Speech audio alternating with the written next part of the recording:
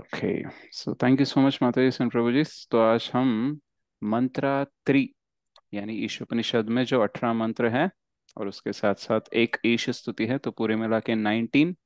और 19 और इंट्रोडक्शन और कुछ मंत्र के लिए दो दो क्लास लगेंगे, तो ऐसे मिला के हम 22-23 क्लास करेंगे। तो आज जो है, आज मंत्रात्री के ऊपर हम चर्चा करेंगे। ठीक है। तो मंत्र 2 में हमने देखा कि कैसे ईश्वर के साथ समन्वय में हमें जीना चाहिए। ठीक है। तो मैं ईशोपनिषद का जो बुक है वो शेयर करता हूँ, ताकि आप मंत्र 3 पढ़ सकें।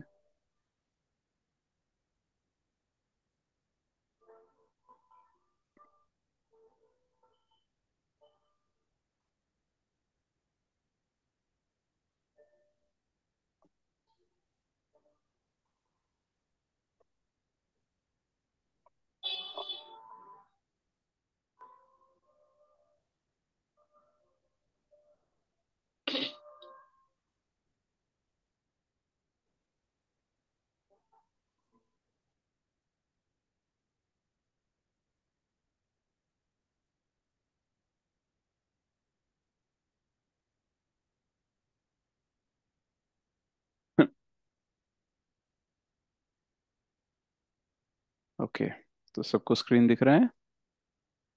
यस प्रभु जी।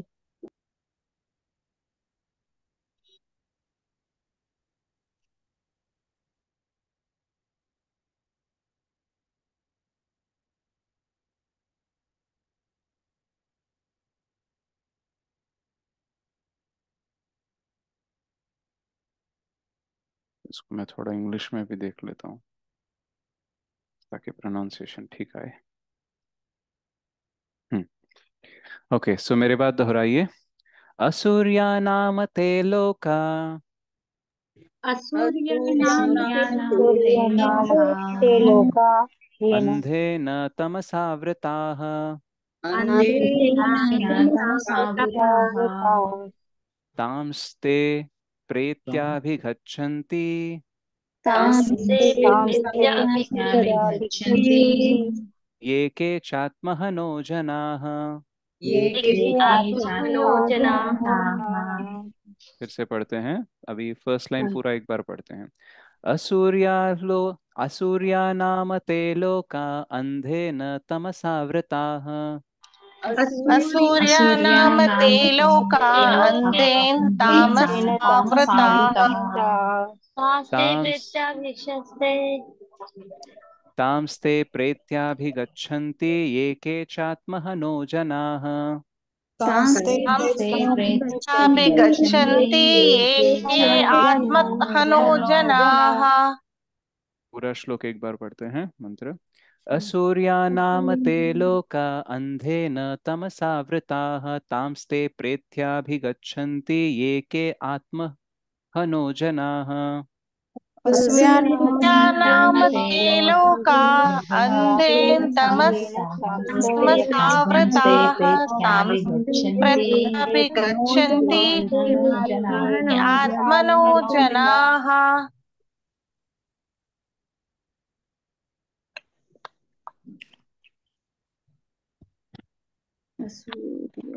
आगे आगे।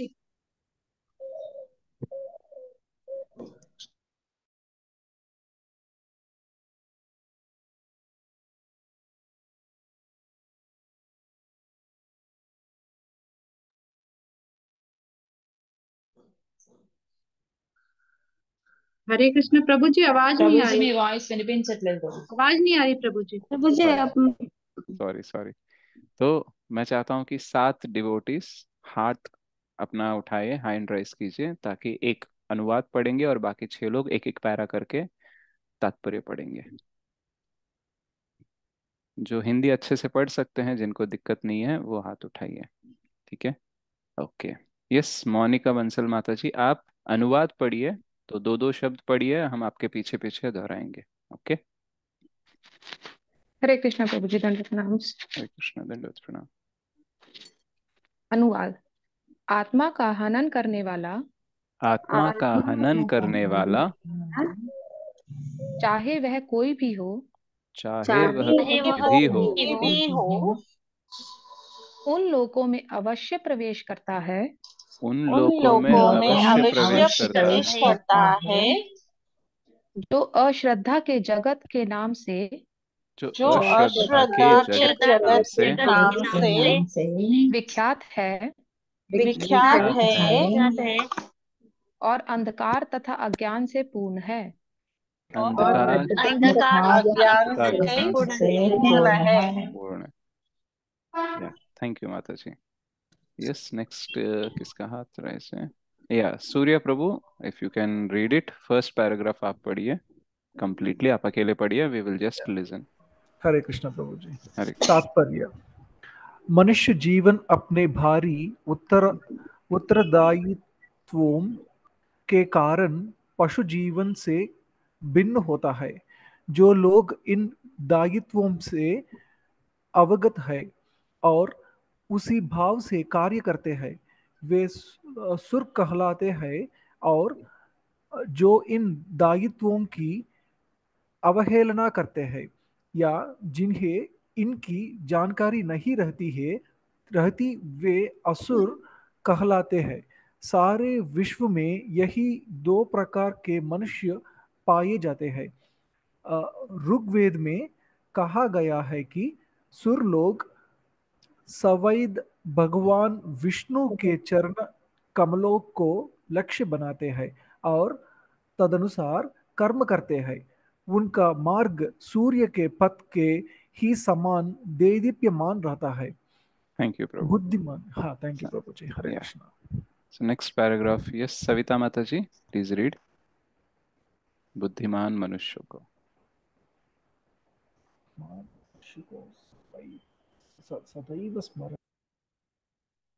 एन सविता माता जी, अच्छा नहीं है, ठीक है। अनीता माता जी, नहीं, पी हे एन। प्रभु, हे प्रभु जी, मैं हाँ हैंड नीचे करी।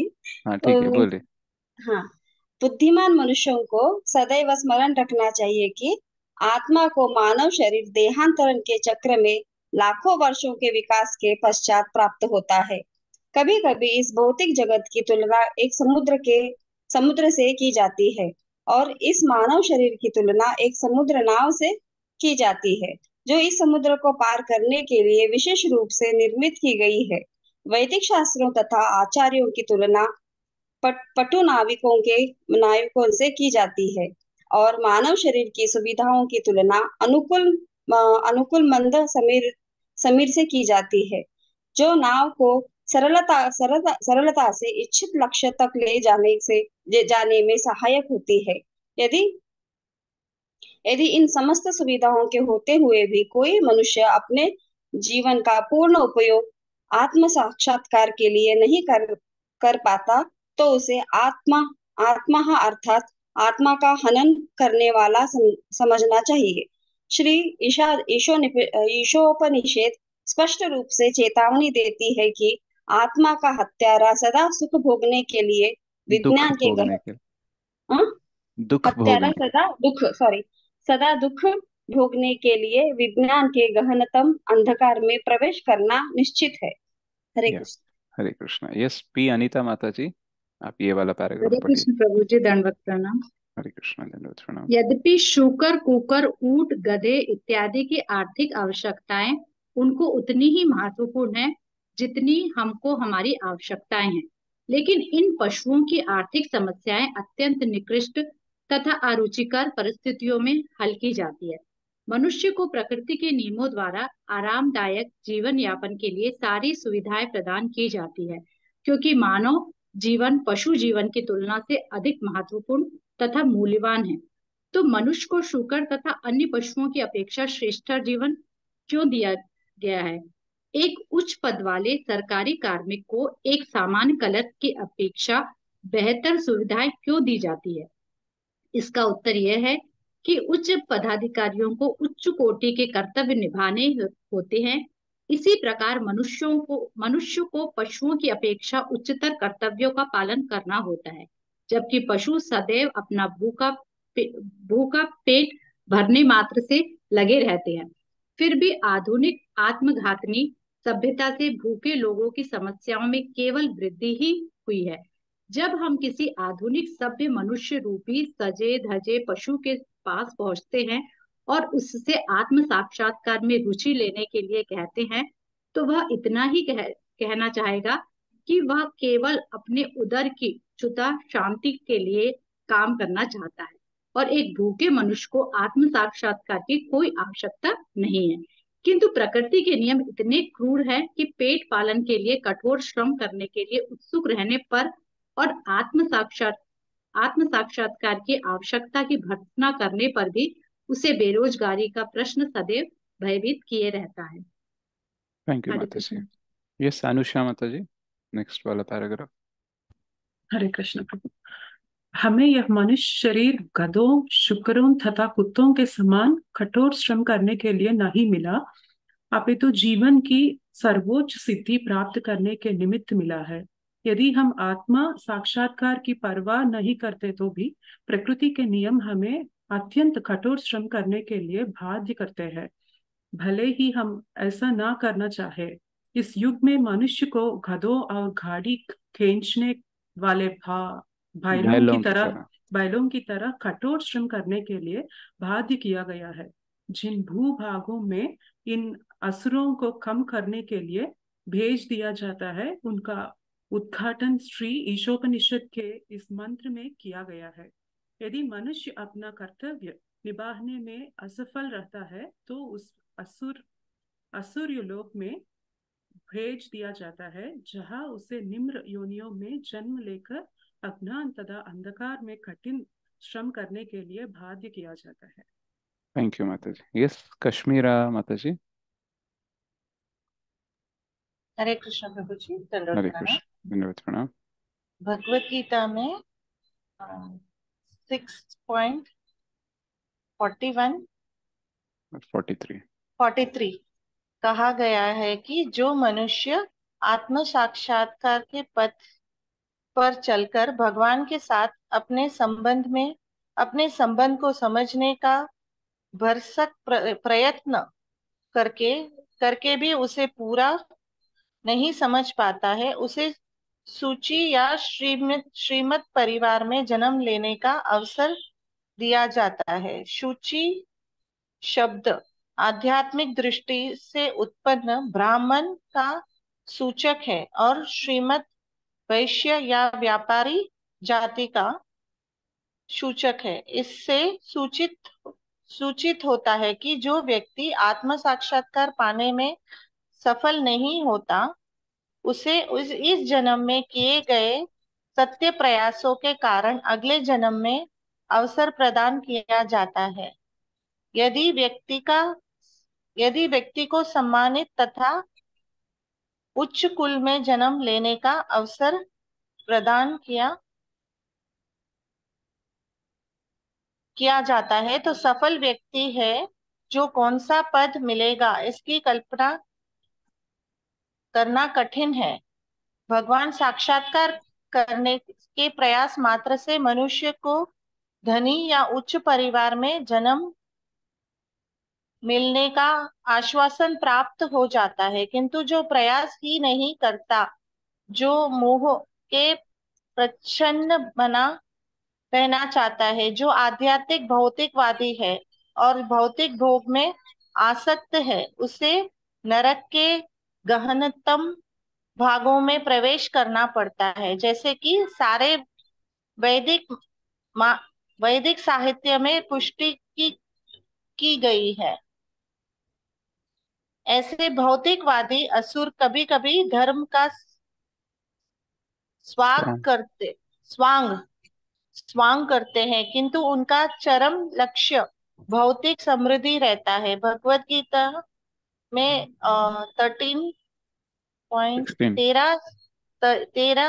16, 17 और 18 ऐसे व्यक्तियों को आत्म संभावित कहकर धिक्कारते हैं, जिनका अर्थ है कि वे कपट के बल पर बड़े समझे जाते हैं और अज्ञानियों के मतों तथा अपनी भौतिक संपत्ति द्वारा शक्ति संपन्न बने रहते हैं। ऐसे असुर जो आत्म साक्षात्कार तथा ईशावास्य या भगवान के सर्वव्यापक स्वामित्व के ज्ञान ज्ञान से विहीन है। निश्चय निश्चय ही गहनतम अंधकार पूर्ण क्षेत्रों में प्रवेश करेंगे। थैंक यू माता जी। ये आप पुण्य धन्यवाद। पुष्करिणी देवीदासी माता जी, आप लास्ट पैरा पढ़िए। हाँ। प्रभु जी स्क्रीन थोड़ा ऊपर।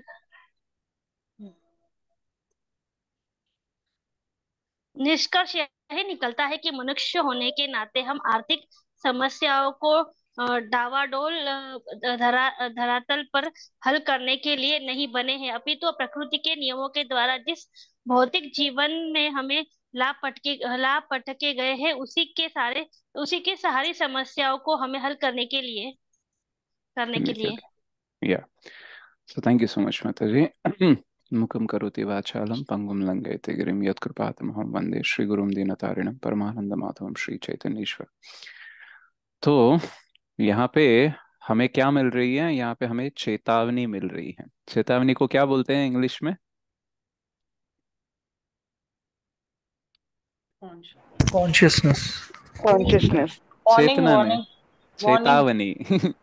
वार्निंग। वार्निंग वार्निंग वार्निंग प्रभु ओके। जी। वार्निंग। वार्निंग। ओके, तो यहाँ पे पहले हमने मंत्र 2 में क्या देखा कि अगर आप अच्छे से ये सब कुछ फॉलो करोगे, ईशोपनिषद को, शास्त्रों को, भगवान के साथ समन्वय में जियोगे तो बहुत अच्छा होगा। 100 साल तक जियोगे, सब अच्छे से जियोगे, राइट? तो शास्त्र हमें दोनों चीज बताते हैं, क्या अच्छा हो सकता है और क्या बुरा हो सकता है। तो मंत्र 2 में हमको बताया क्या अच्छा हो सकता है, अब मंत्र 3 में बता रहे हैं कि क्या बुरा हो सकता है। अच्छा किसके साथ?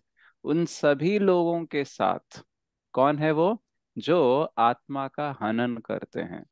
तो उनके साथ क्या होने वाला है? वो अंधकार तथा अज्ञान से पूर्ण जो लोक है, जो जगत है, वहां पे जाके वो स्थित हो जाएंगे, राइट? तो आत्मा का हनन करना हमारे लिए अच्छा नहीं है, ठीक है? तो हम कुछ विषय हैं जिसके ऊपर हम चर्चा करने का प्रयास करेंगे। तो एक्चुअल में देखा जाए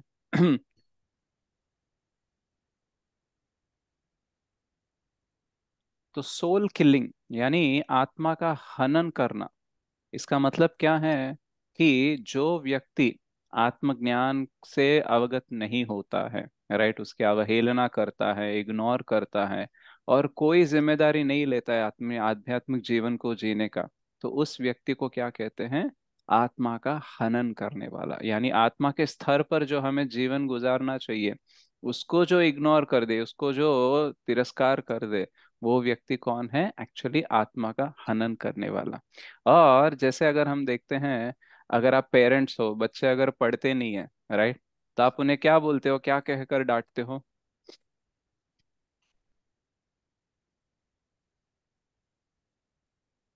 आप डांटते नहीं हो बच्चों को, या फिर बताना नहीं हाँ, चाहते? एग्जाम में फेल हो जाएंगे अगर एग्जाम में। फेल हो पढ़ाई नहीं जाओगे। करूंगी तो। हाँ, हम्म। फेल हो जाओगे, फेल हो जाओगे तो फिर आगे कैसे बढ़ोगे? आगे नहीं बढ़ोगे। आगे और कोई कैसे? डिग्री नहीं रहेगी तो फिर कोई जॉब नहीं देगा, कोई तुम्हारी इज्जत नहीं करेगा, बहुत ही इग्नोर कुछ कर नहीं कर देंगे, सकेंगे जिंदगी में। राइट? सो जिंदगी में फेल हो जाओगे। तो इस सबको क्या बोलते हैं? चेतावनी बोलते हैं, वार्निंग हाँ। देते हैं।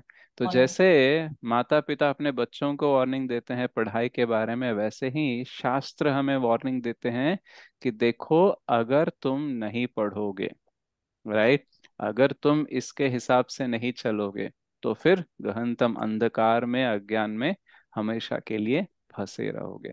तो यहाँ पे जब हम देखते हैं इस वाले परपोर्ट में, तात्पर्य में, तो 6 पैराग्राफ है, उसमें 3 मेन टॉपिक्स है।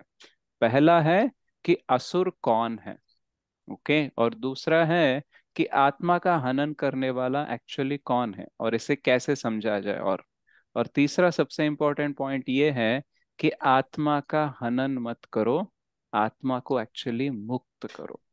क्या करना चाहिए?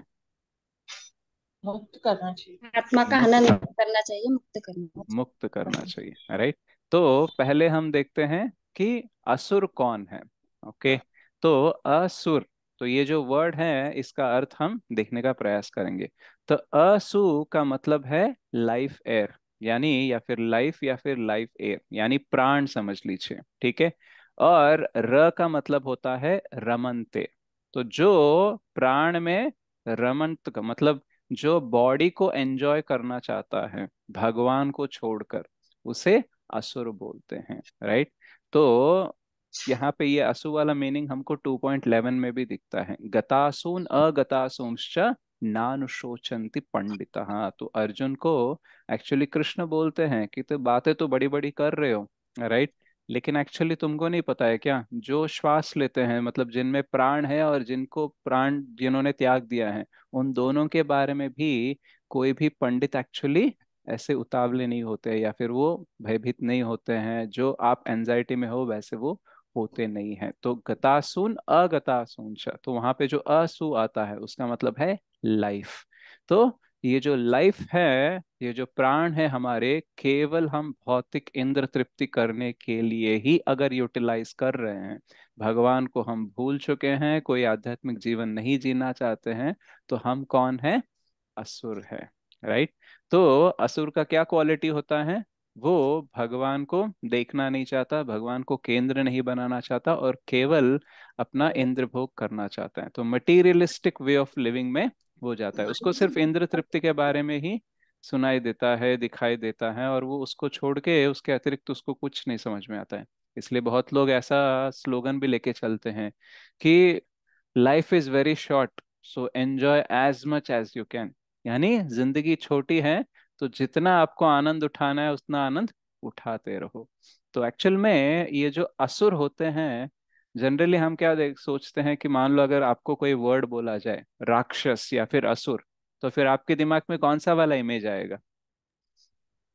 रावण का सा या डेमनिश कुछ भी। हाँ, राइट। सो रावण का या फिर कोई राक्षस का जिसके ऐसे सिंग निकल आए हैं, इसके दांत बाहर हैं, महिषासुर है या ऐसे कोई भी असुर है, पहले वो ऐसे निकल। असुर है। राइट। तो एक्चुअल में असुर जो है वो केवल व्यक्ति ही नहीं, व्यक्तित्व भी होता है। मतलब it is not only about a person, but it is also mentality. यानी आसुरिक मनस्थिति भी होती है। इसलिए हम चैप्टर 16 में देखते हैं दैवी आसुरिक गुण संपदा। तो कैसे दैविक गुण क्या होते हैं, आसुरिक प्रवृत्ति क्या होती है, मनस्थिति कैसी होती है, इसके बारे में भी हमें 16th chapter of Bhagavad Gita बताता है। तो एक्चुअली असुर केवल दिखने में ही असुर नहीं होते हैं। कुछ लोग असुर की तरह नहीं दिखते हैं, लेकिन उसमें असुर के क्वालिटीज होते हैं। जैसे अगर आप रामायण में देखोगे तो कुंभकर्ण हो गया, या फिर रावण हो गया, या फिर जो सीता मैया को वहां पे अरेस्ट करके रखे थे, छोटी छोटी राक्षसी थे, तो वो सब दिखने में बहुत मतलब गंदी वाली शक्ल थी, दांत बाहर, सिंग बाहर, तो बॉडी भी कुछ ठीक तरह से नहीं होती है। तो उन सबको देख के ही पता चलता है कि ये राक्षस हैं। तो ये क्लियर था कि ये राक्षस हैं और ये राक्षस की तरह दिखते हैं। लेकिन जब आप महाभारत में देखोगे, तो महाभारत में एक्चुअली जो युद्ध हुआ था कुरुक्षेत्र में, वो राक्षस और मानवों के बीच में नहीं हुआ था, वो मानव और मानवों के बीच में ही हुआ था। लेकिन उसमें भी कुछ राक्षस थे। राइट। तो यहाँ पे पांडवों के तरफ घटोत्कच थे, जो भीम के पुत्र हैं, भीम और हिडिंबी के जो पुत्र हैं घटोत्कच थे। राइट। और उधर उस वाले पार्ट में, मतलब दुर्योधन के पार्टी में कौन था? अलम्बुश। तो ये कौन था? ये बकासुर का एक क्लोज रिलेटिव था। राइट। जो भीम के प्रति प्रतिशोध की भावना लेकर दुर्योधन के साथ युद्ध करने के लिए सहमत हुआ था। तो यहाँ पे भी एक राक्षस है, इधर भी एक राक्षस है। लेकिन ये सिर्फ दो राक्षस ही नहीं थे। एक्चुअली दुर्योधन और दुर्योधन को एक्टिवली जो जो सपोर्ट कर रहे हैं, वो सारे लोग राक्षस ही कहलाते हैं। क्यों? क्योंकि वो राक्षस की तरह दिखते नहीं है, वो मनुष्य की तरह ही दिखते हैं। लेकिन उन्होंने क्या किया? भगवान को त्याग दिया, धर्म को त्याग दिया, इसलिए वो असुर कहलाते हैं। राइट। सो असुर is not only a person, but it is also mentality. Right. तो एक बार जय अद्वैत महाराज बैक टू गॉडहेड भगवत दर्शन जो मैगजीन है, उसमें एक आर्टिकल लिखा था कि डीमन केवल दिखने में डीमन हो रहना चाहिए ऐसा कोई नहीं है। राइट। आपका कोई लोकल पॉलिटिशियन भी राक्षस हो सकता है, आपको सब्जी बेचने वाला, आपको किराना सामान बेचने वाला भी हो सकता है, शायद आप भी हो सकते हो राक्षस, तो कोई भी हो सकता है। क्यों? क्योंकि राक्षस एक मनस्थिति है। राइट। इसलिए हमारे आसुरिक गुण जो होते हैं ना, उसके साथ साथ जब हम फलने फूलने लगते हैं, तो एक्चुअली हम असुर ही बन जाते हैं। राइट। सो असुर कौन है? केवल एक व्यक्ति जो दिखाई दे असुर की तरह, वैसा ही नहीं, जो एक्चुअली मेंटालिटी रखता है वो भी होता है, जैसे दुर्योधन जैसा। राइट। सो दुर्योधन दिखने में एकदम नॉर्मल व्यक्ति दिखेगा, लेकिन वो एक्चुअली एक असुर है। तो ऐसे असुर कहाँ जाते हैं? देखो, असुर असुर एक मेंटालिटी नहीं है, असुरों के लिए एक लोकेलिटी भी होती है।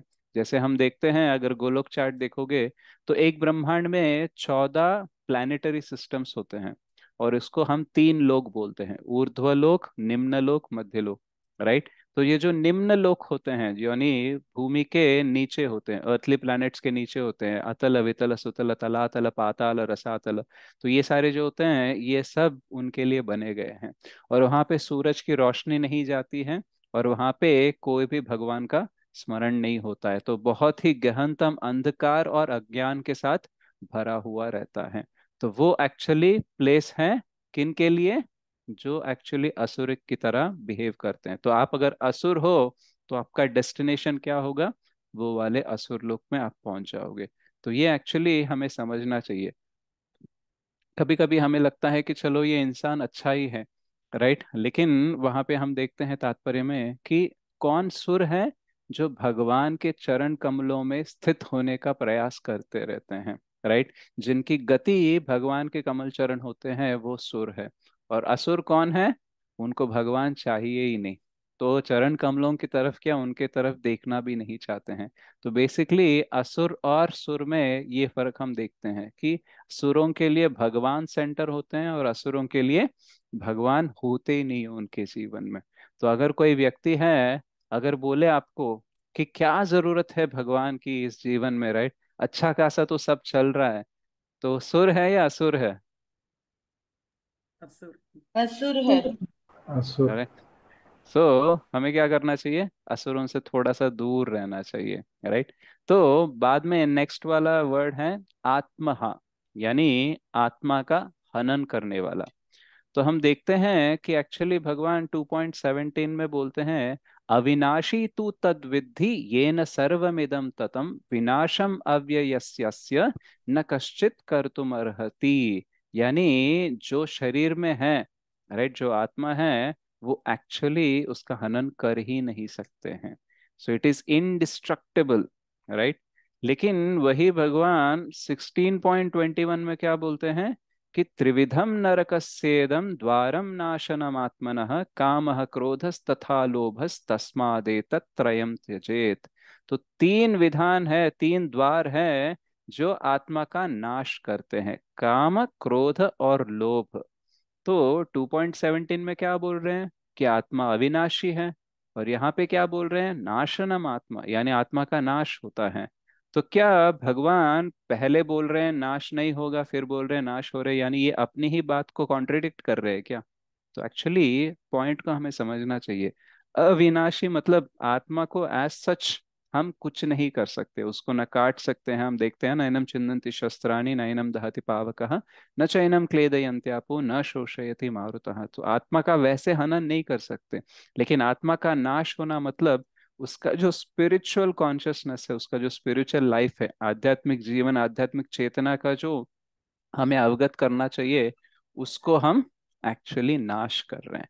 तो जिस व्यक्ति के पास बहुत सारा काम, क्रोध, लोभ होगा, वो कभी आध्यात्मिक जीवन की तरफ देख ही नहीं सकता, राइट, क्योंकि वो इंद्र तृप्ति में इतना लगा हुआ रहता है कि वो आध्यात्मिक जीवन को उसे प्राप्त करना चाहिए, आत्म साक्षात्कार, भगवत साक्षात्कार, ऐसे वाली चीजें समझ में ही नहीं आती। तो जब भी हम शास्त्र पढ़ते हैं, तब गाइडेंस के अंडर, मतलब किसी न किसी वरिष्ठ वैष्णव के द्वारा, या फिर जो शास्त्रों को समझ सकता है उसके द्वारा हमें समझने का प्रयास करना चाहिए। अदरवाइज क्या हो जाएगा कि हमें क्या समझना चाहिए और क्या समझना चाहिए हमें समझ में नहीं आएगा। सो वी में मिसअंडरस्टैंड द थिंग्स। तो अगर कोई लिटरली, मतलब जो लिखा है बस वही अर्थ है, ऐसे अगर समझने लगा, तो उसे लगा क्या है यार, भगवान तो 2.17 में बोल रहे कि अविनाशी है, और इधर 16.21 में बोल रहे कि नाश हो जाएगा। तो मतलब समझना क्या है, आत्मा का नाश होता है कि नहीं होता है? तो ऐसे हमारे डाउट्स आते रहते हैं। तो चैतन्य चरितामृत में एक अलग अलग तरीके बताए गए हैं जहाँ पे हम शास्त्रों को समझ सकते हैं। तो एक को कहा जाता है मुख्य वृत्ति, और दूसरे को कहा जाता है गौण वृत्ति। मुख्य वृत्ति यानी प्राइमरी मोड ऑफ अंडरस्टैंडिंग, यानी उस चीज से एक्चुअली हमें क्या समझना चाहिए। गौण वृत्ति मतलब उसके अलावा भी हम और क्या क्या समझ सकते हैं। तो जब भी हम शास्त्रों को पढ़ते हैं तो उसके डायरेक्ट मीनिंग कुछ होते हैं, मतलब जो लिखा है, जो एक्चुअली शब्द हैं, जो अर्थ है, वही एक अर्थ है, या फिर कुछ अलग अलग अर्थ भी हम ले सकते हैं क्या। तो इसलिए हमें जब शास्त्र पढ़ते हैं ना, थोड़ा सा अच्छा पेशेंस के साथ पढ़ना चाहिए और अच्छे से गाइडेंस के साथ पढ़ना चाहिए। अदरवाइज क्या हो जाएगा, हम समझ नहीं पाएंगे। राइट।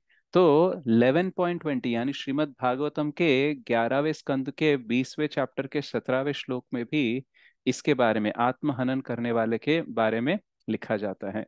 तो वहां पे क्या लिखते हैं कि, एक मिनट में आपको श्लोक शेयर करता हूं ताकि आप भी देख सको।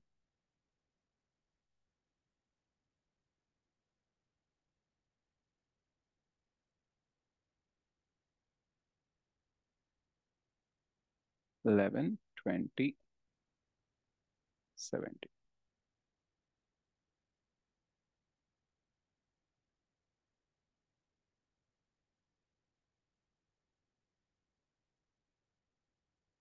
हम्म। जो प्रभुपाद जी ने तात्पर्य में लिखा है, सिमिलरली वैसे वाला ही है इसका भी ट्रांसलेशन। यहाँ पे लिखा है, नृदेहमाद्यम सुधुर नृदेहम आद्यम सुलभम सुदुर्लभम प्लवम सुकल्पम गुरुकर्णधारम मायानुकूलेन नभस्वतेरितम पुमान भाव भवब्धिम न तरेत स आत्महा। तो सेम वर्ड है आत्महा, यहाँ पे भी आता है। तो यहाँ पे क्या लिखा गया है, ये जो मानव शरीर है, जो हमको एक्चुअली दिया गया है, वो ऑटोमेटिकली हमको आ गया है। ठीक है। सुलभम यानी हमने कुछ किया नहीं है, ऑटोमेटिकली आ गया है। क्यों? क्योंकि जैसे जैसे हम प्रोग्रेस होते रहते हैं, जीवन में आगे बढ़ते रहते हैं, तो जो 84 लाख योनियां हैं उसमें हम प्रगति करते करते करते मानव शरीर में आ जाते हैं। परंतु हमें इसको सिर्फ ऑटोमेटिक मतलब बहुत ही आसान है ऐसा भी नहीं समझना चाहिए। ऑल्दो ये आसान की तरह दिखता है, लेकिन ये भी बहुत दुर्लभ है। और ये इसकी तुलना किसके साथ की गई है? बोट के साथ, प्लवम। प्लवम यानी नाव की तरह। और ये नाव कैसा है? सुकल्पम। सुकल्पम यानी बहुत ही सूटेबल है। अच्छा, किसके लिए सूटेबल है? इस भव सागर को पार करने के लिए। और उसके साथ साथ हमें क्या दिया गया है? कर्णधारम। कौन है वो कर्णधारम? गुरु। तो गुरु जो है उस बोट के कैप्टन है।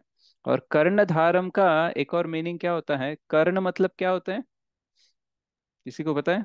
ये कान प्रभु जी। कान। कान। कान। राइट। तो गुरु क्या करते हैं? कान पकड़ के खींच के चले जाते हैं। राइट। तो कर्णधारम यानी गुरु क्या करते हैं? एक्चुअली एक्सपर्ट है, राइट, बोट को चलाने के लिए। और वो कैसे चलाते हैं? हमारा कान पकड़ के हमें खींच कर लेके जाते हैं ताकि हम भव सागर को हम पार कर सके। तो देखने, कान कौन पकड़ता है? गुरु ही पकड़ते हैं ना। राइट। तो प्रभु जी। ये जो गुरु है वो एक्सपर्ट कैप्टन है। तो हमारा जो बॉडी है वो प्लवम है, बोट है, और बोट के साथ साथ हमें कैप्टन भी दिया गया है। और उसके साथ साथ हमारे जो शास्त्र हैं उसको हम बोलते हैं फेवरेबल विंड्स, यानी जो अनुकूल है हवाएं, जो हमें एक्चुअली इस पार से लेकर उस पार तक लेके जाते हैं, तो वो भी दिए गए हैं। एक तो मानव शरीर दिया गया जो एक्चुअली एक नाव की तरह है। ऊपर से हमें गुरु दिया गया जो कैप्टन है। और ऊपर से शास्त्र दिए गए जो अनुकूल हवाएं हैं, जो हमें इस पार से लेके उस पार तक लेके जाए। इतना देने के बावजूद भी अगर कोई अपने जीवन को व्यर्थ करता है, बिना कोई आध्यात्मिक सब्जेक्ट को या फिर आध्यात्मिक जीवन को परस्यू किए बिना, देन वो कौन है? आत्मा। राइट। इतना देने के बाद में भी, जैसे कभी कभी हम देखते हैं किसी को हम स्कूल ज्वाइन करते हैं, उसको स्कूल ड्रेस देते हैं, रोज डब्बा पैक करके देते हैं, बुक्स खरीद के देते हैं, उसकी स्कूल फीस भरते हैं, उसका बस ऑटो सब कुछ भरते हैं, फिर भी नहीं पढ़ता है। तो वो क्या कर रहा है? वो विद्या हा कर रहा है, यानी वो अपने स्टडीज को किल कर रहा है। तो वैसे ही इतना सब कुछ मिलने के बाद भी अगर कोई आध्यात्मिक जीवन में प्रगति नहीं करता है, राइट, इंटरेस्ट नहीं दिखाता है, सिंसियरिटी नहीं दिखाता है, तो वो कौन है? आत्मा हा है। तो एक्चुअल में हमारा जो जीवन है, हमें क्या करना चाहिए? स्क्रिप्चरल स्टडी में, यानी शास्त्रों को पढ़ने में, शास्त्रों को अपने जीवन में उतारने का प्रयास करना चाहिए। उससे क्या होता है, हमें हमें आध्यात्मिक इच्छाएं जागृत होती हैं और वो प्रबल होती हैं, और भगवान के प्रति समर्पित होना है, इस वाले विचार में हमारा विश्वास बढ़ता है। राइट। जब देखना आप सिर्फ चैंटिंग करते रहो कुछ दिन, शायद उत्साह में कुछ दिन कर लोगे, लेकिन अगर चैंटिंग क्यों करना है ये अगर आपको नहीं पता है तो कितने दिन चैंटिंग करोगे आप?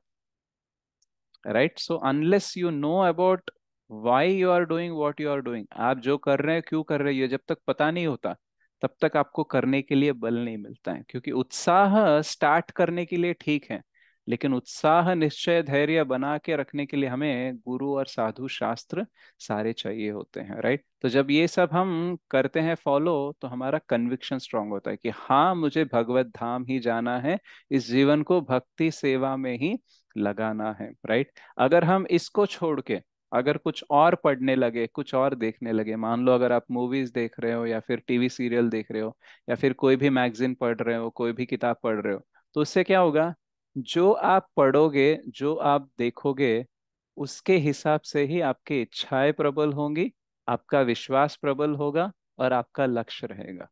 राइट। तो अगर आप नॉर्मल भौतिक चीजें पढ़ रहे हो, भौतिक चीजें देख रहे हो, तो उसी में आपको रमोगे, आप उसी में उसकी इच्छाएं आएगी, आपको लगेगा बस जीवन यही है। अगर आप आध्यात्मिक चीजें देख रहे हो, आध्यात्मिक सुन रहे हो, आध्यात्मिक पढ़ रहे हो, तो आपको आध्यात्मिक इच्छाएं, आध्यात्मिक में विश्वास बढ़ेगा और आध्यात्मिक लक्ष्य बनेगा। सो एक्चुअली आत्मा कौन है, जो आध्यात्मिक चीजों को साइड में रख के सिर्फ भौतिक चीजों में ही रमने का वो इंटरेस्ट रखता है, रुचि रखता है, तो वो है आत्महा। और जो आत्महा नहीं बनना चाहता है उसे क्या करना चाहिए, उसे समझना चाहिए कि जो मुझे ह्यूमन फॉर्म ऑफ लाइफ मिला है, इसको मुझे ज्यादा से ज्यादा भक्ति में लगाना चाहिए। राइट। तो this is something about आत्महा।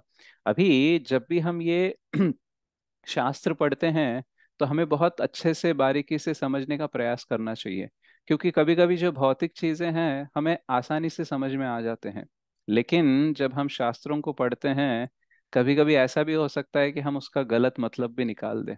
Right. तो इसलिए हमें क्या करना चाहिए, अच्छे से गाइडेंस में जाना चाहिए। तो शास्त्र अलग अलग तरीके से हमें सिखाते रहते हैं। पहले तो हमारे लिए शास्त्र क्या करते हैं कि जो घटनाएं हुई है, राइट, जो भी पुराणों में है, वो हमें एज इट इज देकर, सिर्फ श्रवण मात्रेना, यानी सिर्फ श्रवण करने से ही हमारा शुद्धिकरण भी हो सकता है। जैसे मान लो अगर आप रामायण सुन रहे हो और आपने सुना कि प्रभु रामचंद्र को वनवास भेजा गया और उनके साथ साथ सीता मैया और लक्ष्मण भी गए, तो जब आप ये कथा सुन रहे हो, राइट, तो भले आप कुछ सीखो ना सीखो, सिर्फ सुनने से ही शुद्धिकरण स्टार्ट हो जाएगा। तो ये है फर्स्ट लेवल बेनिफिट जो हमें शास्त्र पढ़ने का, शास्त्र सुनने का। अब सेकंड लेवल ये है कि हमें एथिकल लर्निंग आएगा कि हमें क्या सीखना चाहिए। जैसे सीता मैया, मरीचि जब वो हिरण का रूप ले लेता है, सोने का हिरण बनता है, तो उसके प्रति आकर्षित होती है। राइट। तो जब आकर्षित होती है उसके बाद में क्या हो जाता है,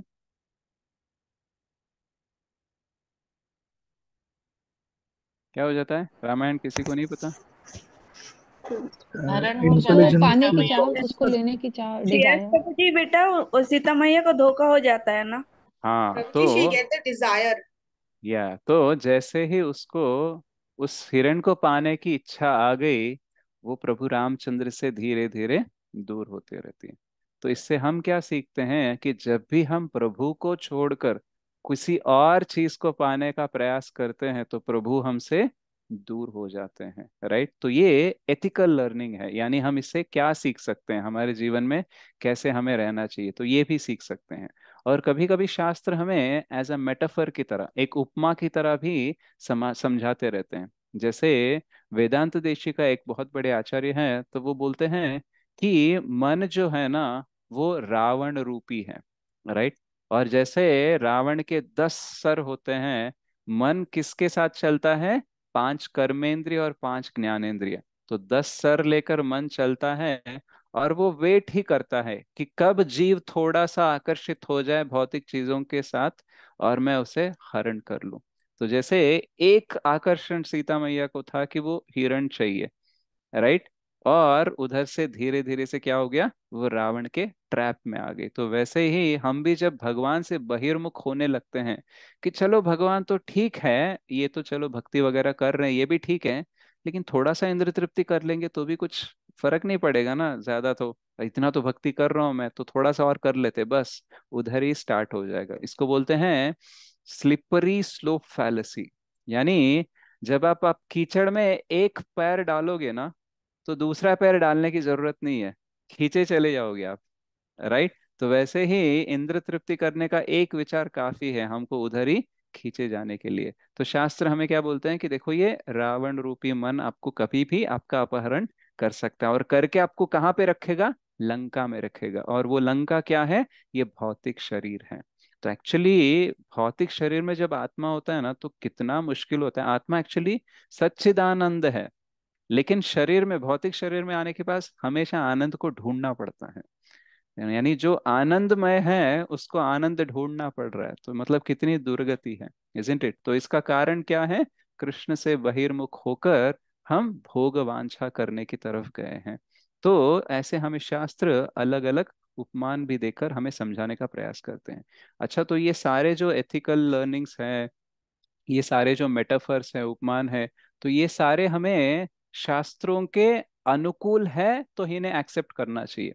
कभी कभी कुछ लोग अलग अलग एग्जाम्पल समझाकर ऐसा भी बोल देते हैं कि एक्चुअली भगवत गीता जो है उसमें जो जो सिखाया गया है और जो जो वहाँ पे डिस्क्रिप्शंस दिए गए हैं, कुरुक्षेत्र, महाभारत, पांडव, ये सब काल्पनिक है।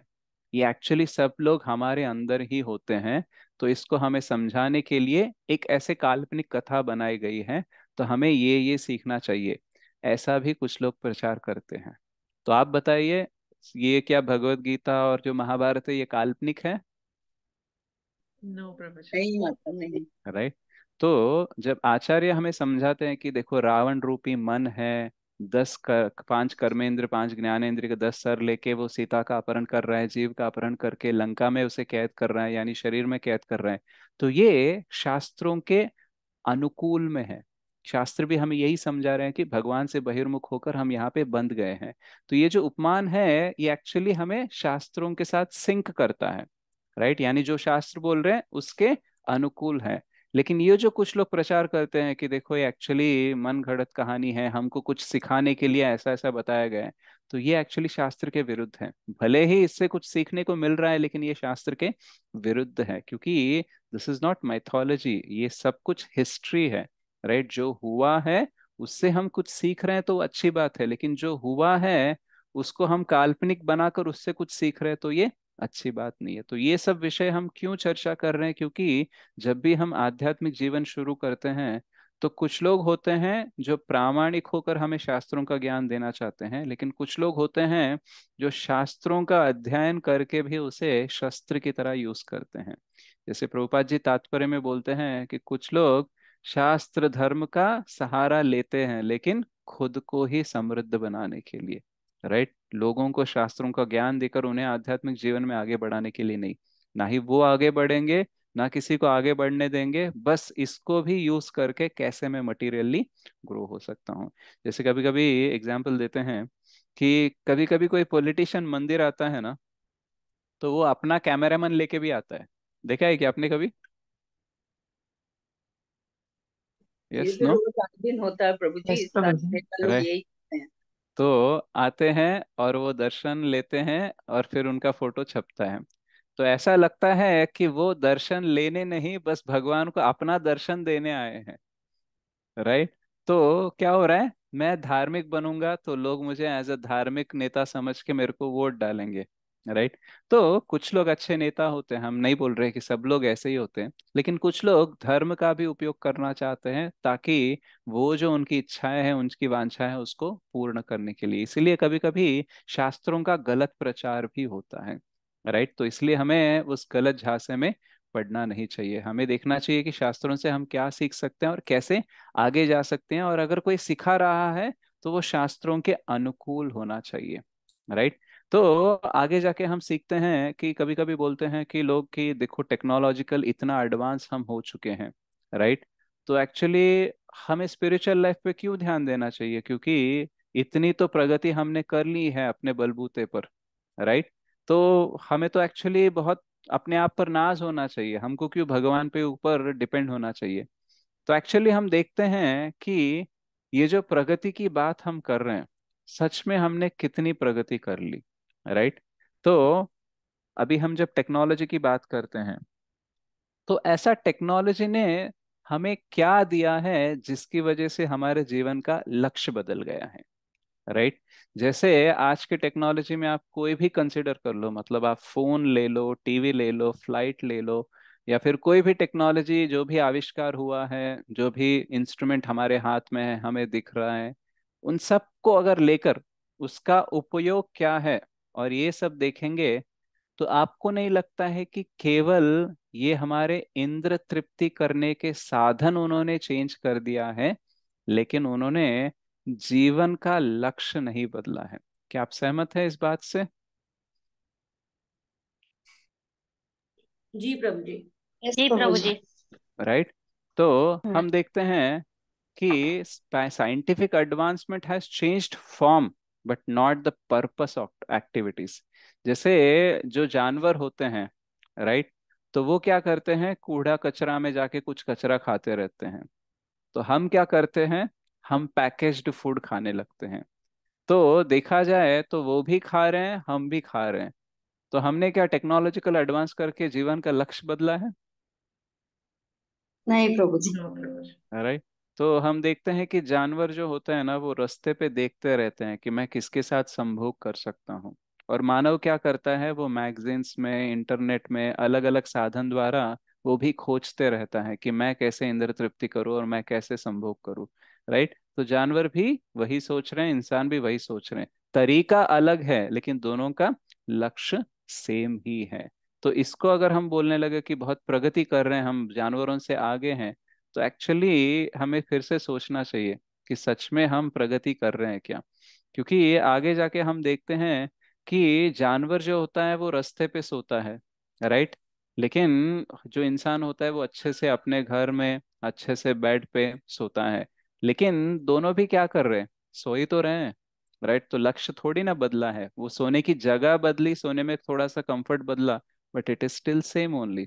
और हम देखते हैं कि जब दो कुत्ते या फिर दो जानवर लड़ने लगते हैं, तो वो क्या दिखाते हैं, वो अपनी शक्ति दिखाने के लिए अपने दांत दिखाते हैं, राइट। और हम अपनी शक्ति दिखाने के लिए क्या करते हैं, मॉडर्न वेपन्स लेके आते हैं, हम गन दिखाते हैं, चाकू दिखाते हैं, राइट। वो अपने हाथ और अपने दांत दिखाते हैं, और हम लड़ने के लिए, लोगों को डराने के लिए क्या, अपने पास जो जो है वो दिखाते हैं। तो देखा जाए तो ईटिंग, स्लीपिंग, मेटिंग, डिफेंडिंग, आहार, निद्रा, भय, मैथुन, वो भी वही कर रहे हैं, हम भी वही कर रहे हैं। तो हमारे पास फर्क क्या है, फर्क इतना है कि हमारे करने के साधन अलग हैं, लेकिन साध्य तो सेम ही है, आहार, निद्रा, भय, मैथुन। अगर आप देखा जाए तो पूरे जगत में जो पैसा है, राइट, वो ज्यादा से ज्यादा पैसा आना और जाना उसका पता है कहाँ पे रहता है, एक डिफेंस में, यानी जो शस्त्रों का जो हमारा तैयार करना, जो आर्मी है, जो आपका एयरफोर्स है, जो फिर नेवी है, इसमें सबसे ज्यादा पैसा जाता है। और दूसरा है कंज्यूमर इंडस्ट्री, यानी जो हम लेते हैं, खाते हैं, जो हम खरीदते हैं, ये सब कुछ। तो डिफेंस इंडस्ट्री मतलब भय, यानी डिफेंड करने के लिए। और जो कंज्यूमर इंडस्ट्री है उसमें क्या आता है, ईटिंग, स्लीपिंग, मेटिंग। तो देखा जाए तो ईटिंग, स्लीपिंग, मेटिंग और डिफेंडिंग, आहार, निद्रा, मैथुन, भय। तो अल्टीमेटली जितना भी टेक्नोलॉजी है वो किसके अंदर आ रहा है, सिर्फ इंद्र तृप्ति जो जानवर करते हैं, बस उसी वाली कैटेगरी में ही आ रहा है। So there is actually no difference. अच्छा, तो इसको हम क्यों और बुरा बोलते हैं, क्यों एनिमल्स बेटर है हमसे, हम एक्चुअली एनिमल्स से इतना बेटर टेक्नोलॉजी रख के भी हम बेटर क्यों नहीं बोल सकते हैं? क्योंकि आज की डेट में ना, जानवरों से भी बदतर जीवन हमारा है, राइट। आप मानते हो कि नहीं मानते हो? आप लोगों की नहीं नहीं, जानवर से तो बदतर नहीं हो सकता, राइट। तो ठीक है, हम बात करते हैं इसके बारे में। तो जानवरों में कभी भी ऐसा नहीं होता है कि एक जानवर सिर्फ दूसरा जानवर आर्टिफिशियल शॉर्टेज क्रिएट करके किसी और जानवर को भूखा मारने का प्रयास कर रहा है, ऐसा जानवरों में कभी नहीं होता। यानी अगर कोई जानवर मरता है तो उसके लिए दूसरा जानवर, ये रीजन नहीं होता है कि इसको खाना ना मिले इसलिए मैंने सारा खाना गोडाउन में लॉक करके रखा है। तो बहुत सारे किताबें हैं, जहाँ पे एक किताब है फूड फर्स्ट, वहाँ पे उस अमेरिकन ऑथर ने लिखा है कि अफ्रीका में जब उन्होंने रिसर्च किया था कि ये जो फेमाइन आता है, यानी फेमाइन को क्या बोलते हैं हिंदी में, जहाँ पे लोगों को खाने के लिए नहीं होता है, अकाल। भुखमरी भुखमरी भुखमरी, भुखमरी। हाँ। तो भुखमरी जहाँ पे होती है वहां पे उन्होंने रिसर्च किया तो पता चला एक्चुअली उन भुखमरी से उन सबको बाहर निकालने के लिए जितना धन धान्य चाहिए था वो उसी देश में अवेलेबल था, उपलब्ध था, लेकिन उन्हें मिलने नहीं दिया। यानी उपलब्ध था लेकिन उन तक नहीं पहुंचा, क्यों? पॉलिटिकल इकोनॉमिकल रीजंस की वजह से, मतलब राजनीति की वजह से। उनको जिसके अंदर लोभ है, जिसका ऐश्वर्य था, जिसके पास सत्ता थी, उसने क्या किया?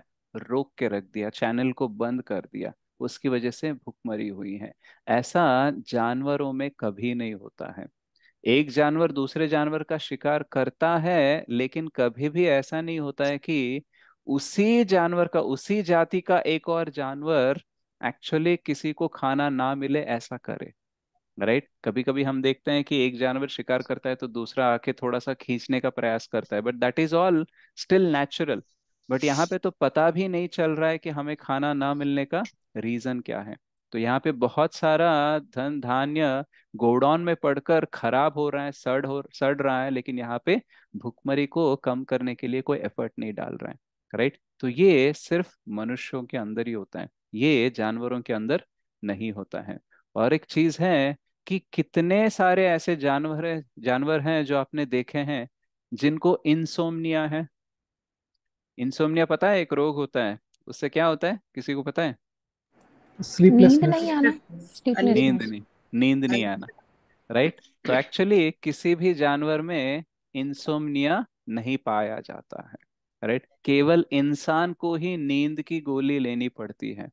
राइट? कोई जानवर नहीं है जो सोने के लिए नींद की गोली लेना पड़े उसको। यानी सोना तो बेसिक थिंग है। राइट? लेकिन उसमें भी हमको अगर गोली लेनी पड़ रही है, मतलब हमारा जीवन कितना और बदतर हो चुका है। और कभी भी जानवरों में दिल टूटना और उसकी वजह से सुसाइड करना कभी नहीं होता है। कभी एक कुत्ता नहीं बोलता है कि देखो वो जो थी, राइट, मेरी गर्लफ्रेंड या फिर जो मेरे साथ थी, उसने मुझे धोखा दिया है इसलिए मैं सुसाइड करना चाहता हूँ, ऐसा नहीं होता है। लेकिन हम देखते हैं डब्ल्यूएचओ के स्टैटिस्टिक्स की, लगभग 10 लाख लोग मरते हैं सुसाइड करके पूरे विश्व में हर साल। ये नंबर तो सारे युद्ध में मरने वाले, हर साल में जितने युद्ध होते हैं उसमें कितने लोग मरते हैं ना, उससे भी बहुत ज्यादा है। क्राइम करने से जितने लोगों की हत्या हो जाती है उससे भी ये बहुत ज्यादा है। यानी दूसरा कोई और मारे इस संख्या से ज्यादा तो वो संख्या है जहाँ पे इंसान अपने आप को मार देता है। तो कोई भी जानवर सुसाइड नहीं करता है, कोई भी जानवर सुसाइड कमिट भी नहीं करता है। राइट? लेकिन हम इंसान करते हैं। तो जिस टेक्नोलॉजी का हमें बहुत नाज है, बहुत गर्व है, उसी टेक्नोलॉजी के अंदर हम देखते हैं कि एक्चुअली लोग अलग अलग मरने के तरीके भी ढूंढते हैं कि कैसे इजीली मैं मर सकता हूँ। राइट? तो हम देखते हैं कि देखो टेक्नोलॉजी बढ़ गया, आज इतना फास्ट इंटरनेट है। पता है इंटरनेट में जो सबसे ज्यादा सर्च की गई चीजों में नंबर 1 2 3 में अगर देखोगे तो there is something called as sex search. यानी लोगों का सर्च करने का क्वालिटी भी देखिए, फास्ट है लेकिन नो प्योरिटी। तो हमारे पास फास्ट इंटरनेट है लेकिन क्या एक्चुअली ढूंढना चाहिए, क्या देखना चाहिए, इसका ज्ञात नहीं है। तो हमें बहुत गर्व है कि देखो हमारे पास फोटोग्राफी है, हम फोटोज ले सकते हैं, लेकिन फोटोज भी क्यों ले रहे हैं? डालने के लिए इंस्टाग्राम पे, फेसबुक में, किसी और को आकर्षित करने के लिए, या तो फिर दिखाने के लिए कि हम कैसे हैं, हम कितने अच्छे हैं, या तो कुछ ना कुछ इंद्र तृप्ति का ही कारण है, लेकिन कोई और तो लक्ष्य है नहीं ना फोटोज का।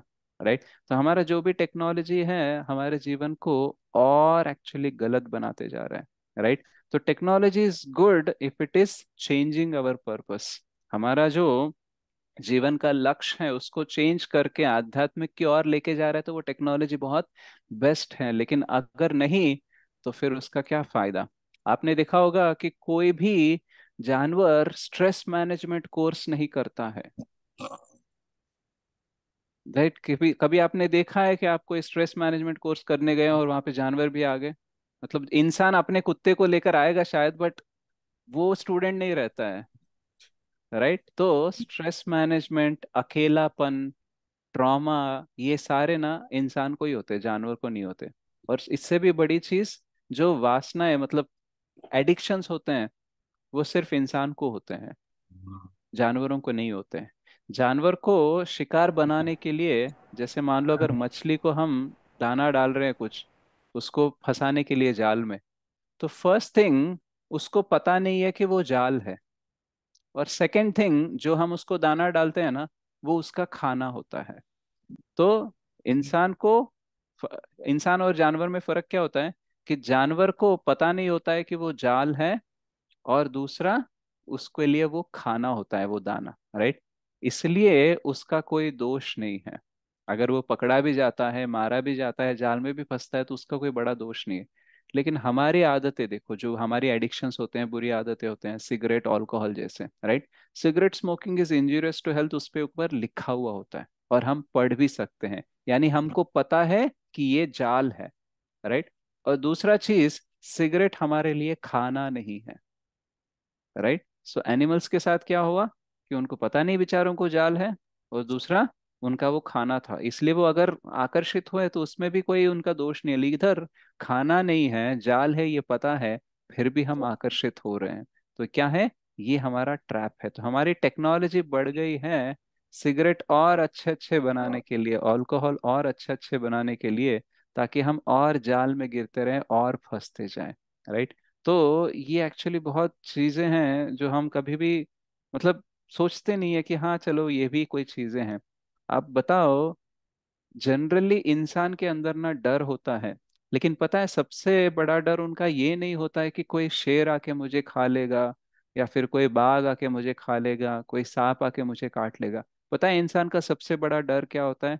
दूसरे इंसान के साथ, कि कहीं वो मेरे ऊपर कोई अत्याचार ना कर दे, कहीं वो मुझे कोई धोखा ना दे दे। तो मतलब इंसान सबसे ज्यादा किससे डरता है? इंसान से ही डरता है। पूरे प्राणियों के प्रजाति में ऐसा कभी नहीं होता है कि उसी प्रजाति का जानवर उसी प्रजाति के जानवर से डरता हो, राइट? लड़ाई हो सकती है, लेकिन वो कभी भी ये डर के साथ नहीं जीता है कि इसी प्रजाति के जीव के साथ मेरे साथ धोखा हो जाएगा। ये सिर्फ मानव जाति में ही होता है। Only a human is afraid of human, and always thinking about protecting himself from the other humans, right? आप देखना, वर्क प्लेस पे देखना, आपको आपके बॉस से डर लगता है, राइट? आप बाहर जाओ, आपके रिश्तों में डर लगता है, कहीं पे भी जाओ, कोई चोरी ना कर दे, कोई डकैती ना कर दे, कोई हम पर आक्रमण ना कर दे। तो ultimately what we are afraid of, humans only. तो ये एक्चुअली हमारी प्रगति है। तो ये सब होने का रीजन क्या है? कि हम आत्महा बनकर जी रहे हैं, कि हम आध्यात्मिक जीवन को साइड में रख के भौतिक जीवन को इतना महत्व दे दिया है, इतना महत्व दे दिया है, कि अब एक्चुअली हमारा सबसे बड़ा प्रॉब्लम है हमारी प्रगति। आज की डेट में आप देखना, इंटरनेट में आप बस 2-3 क्लिक्स कर दो तो आपको बैंक में ट्रांसफर हो जाते हैं, आपको ऑनलाइन ऑर्डर हो जाता है, सब कुछ हो जाता है। और आप सोचते हो कि देखो आज की डेट में मैं क्या कर रही हूँ, मैं पूरे दुनिया को दिखा सकती हूँ, right? But actually we are losing all our secrecy, all our security through that. जब आप फेसबुक पे ज्यादा फोटोज लगाने लगते हो, कहाँ कहाँ जा रहे हो सब बताने लगते हो ना, तो उसको ऑब्जर्व करने वाले कुछ लोग होते हैं, और वो अपनी प्लानिंग बनाते हैं आपको कैसे जाल में फंसाने के लिए, राइट? अगर आपको लगता है कि छोटे ही क्लिक्स के साथ में मुझे बैंक की जाने की जरूरत नहीं है, वैसे ही चोरों को ना, आजकल आपने कितने न्यूज ऐसे सुने कि 4-5 गुंडे आए, डाकू आए, और उन्होंने बैंक को लूट लिया। आजकल तो साइबर क्राइम चल रहा है ना, राइट? घर बैठे बैठे ही थोड़ा सा इंटरनेट और थोड़ा सा हैकिंग जान लो, करोड़ों रुपए कमा रहे हैं। तो क्या हो गया, टेक्नोलॉजी एक्चुअली सुविधा नहीं, बहुत बड़ी दुविधा बनती जा रही है। क्यों? क्योंकि टेक्नोलॉजी जिसके हाथ में है ना, उसका कैरेक्टर ठीक नहीं है। तो जिसके पास शुद्धिकरण नहीं है, उसके हाथ में कुछ भी दे दो, वो शस्त्र बन जाएगा हमें मारने के लिए, राइट? जैसे डॉक्टर के हाथ में अगर चाकू दी जाए और चोर के हाथ में दी जाए, तो चाकू है, लेकिन चोर क्या करेगा? हम पर आक्रमण करने के लिए उसका उपयोग करेगा, लेकिन डॉक्टर क्या करेगा? हमारा एक्चुअली इलाज करने के लिए करेगा। So the technology is not the problem, but technological advancement without purification is the biggest problem. Right? तो आज की डेट में हम जो आप लैपटॉप या फोन यूज कर रहे हैं, जूम जो यूज कर रहे हैं, तो ये भी टेक्नोलॉजी है। क्या ये हमारे लिए प्रॉब्लम है? नहीं, ये एक्चुअली हमारे लिए सुविधा है, ताकि हम भक्ति का प्रचार कर सके, भक्ति में आगे बढ़ सके। तो technology itself is not a problem, लेकिन उस टेक्नोलॉजी को कौन यूज कर रहा है वो प्रॉब्लम है। अगर वो आत्मा हाँ के हाथ में आ गया, यानी जो आत्मा का हनन करने वाला है उसके हाथ में आ गया, तो वो खुद तो जाएगा अंधकार में, बहुत लोगों को लेके भी जाएगा। राइट? तो इसलिए हमें क्या करना चाहिए? आत्मा को बंधन में रखना नहीं चाहिए। हमको सारी चीजें जो हैं, हमको यहाँ से बाहर निकलने के लिए यूटिलाइज करनी चाहिए। जैसे बहुत सारी सुविधाएं जो हमें दी गई है, अगर हम और भी कर्म बंधन में बंधने के लिए उसको यूज कर रहे हैं, तो इसका मतलब हम मिस यूज कर रहे हैं। इसकी वजह से क्या हो जाएगा? नेक्स्ट लाइफ में हमको ह्यूमन फॉर्म ऑफ लाइफ नहीं मिलेगा, और ना ही ये सारी सुविधाएं नहीं मिलेंगे। तो what you miss use, that will be taken away from you. क्योंकि जो भी आज हमारे लिए मिल रहा है ना, उसको एंडोमेंट बोलते हैं। एंडोमेंट का मतलब है आपको दिया गया है ताकि आप उसका उपयोग करो। मतलब ये हमारी खुद का नहीं है, हमें दिया गया है। और अगर हमने इसका दुरुपयोग किया तो हमसे वो छीना भी जाएगा। तो इसलिए जो व्यक्ति मनुष्य का जीवन लेकर भी मनुष्य की तरह नहीं जीता है, राइट? जैसे प्रभुपाद जी तात्पर्य में बोलते हैं, कोई मैनेजर होता है तो उसको ज्यादा सुविधाएं देते हैं। क्यों? क्योंकि उसका उत्तरदायित्व बड़ा है, उसका रिस्पॉन्सिबिलिटी बड़ा है। और जो क्लर्क होता है उसको ज्यादा सुविधाएं नहीं देते हैं। हम देखते हैं ऑफिस में भी, आप अगर मैनेजर लेवल पे चले जाते हो तो गाड़ी आपको लेने आती है, आपका सेपरेट कैबिन होता है, उसमें एसी होता है।